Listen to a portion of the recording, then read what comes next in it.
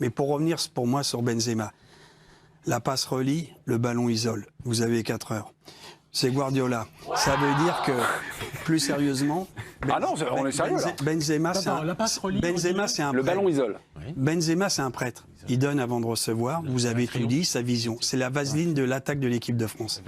Et je vais te dire, il devient pratiquement le plus important. Je t'avais dit, Franck, il faut venir avec un carnet. Il est venu encore les mains vides. Il vient. C'est des cours magistraux Tu peux pas terminer. Il devient plus important. Oui.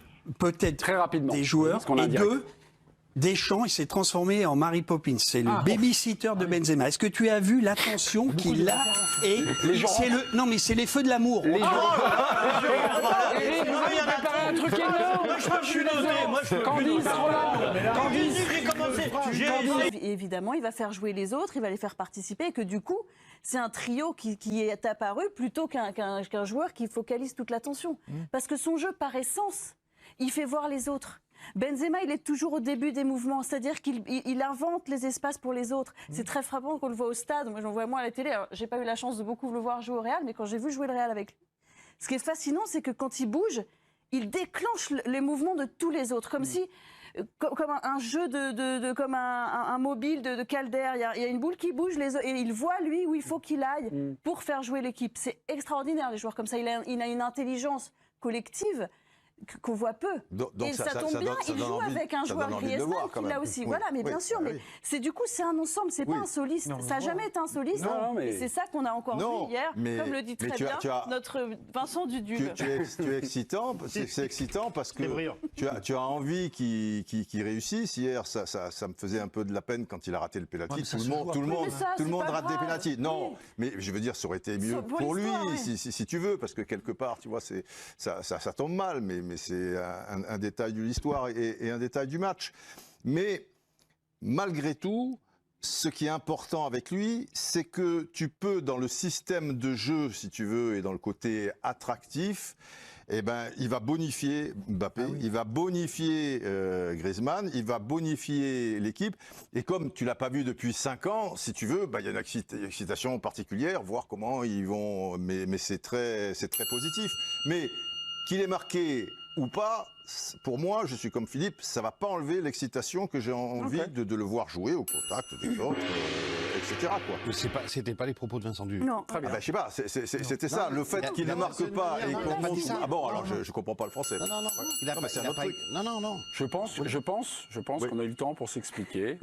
On restera dans nos désaccords. Ça fait partie du sel de cette émission.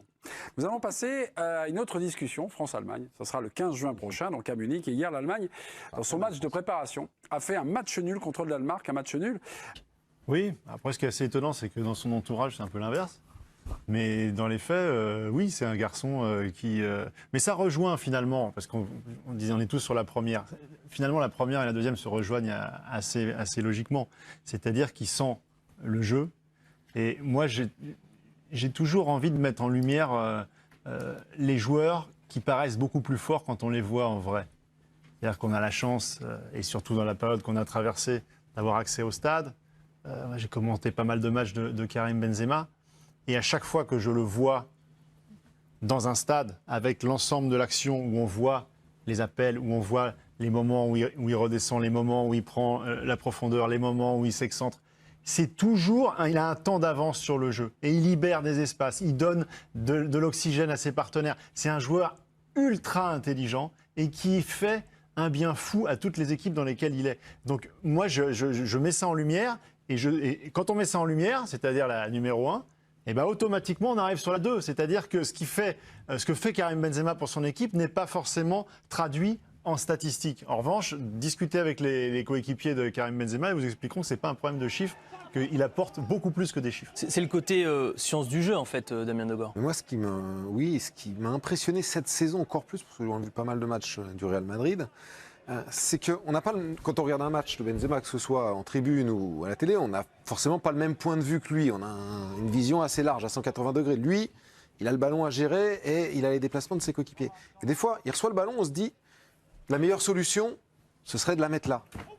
Et bien, à chaque fois, il la met, alors que lui, il n'a pas forcément le même point de vue, le même regard. Mais il sait quand même, et c'est pour ça que ça ça fait écho ce qu'il dit quand il dit j'ai un ordinateur dans la tête et je visualise un peu. Effectivement, il visualise quoi. Il visualise, il met le ballon là où il le faut, dans le bon timing, avec le bon dosage. Moi, cette saison, il m'a vraiment impressionné là-dessus, quoi, sur sa justesse de jeu et sur la pertinence de ses choix. En fait. Comme vient de le dire Djibril, était un finisseur. Il jouait au même poste, mais c'était un finisseur. Alors, c'est paradoxal parce que Karim Benzema, il met beaucoup de buts. Mais je ne peux pas dire non plus que c'est un créatif dans le jeu, mais c'est une machine à organiser le jeu dans les 16 mètres 50. Ce qui est le plus compliqué au football. C'est très compliqué. C'est cette phase de... Ce carré est magique. Et lui, il arrive à gagner du temps, à gagner du terrain, à gagner de l'espace et à toujours trouver la solution. Et ça me fascine. Quand on a joué un peu au football, c'est ce qu'il y a de plus dur.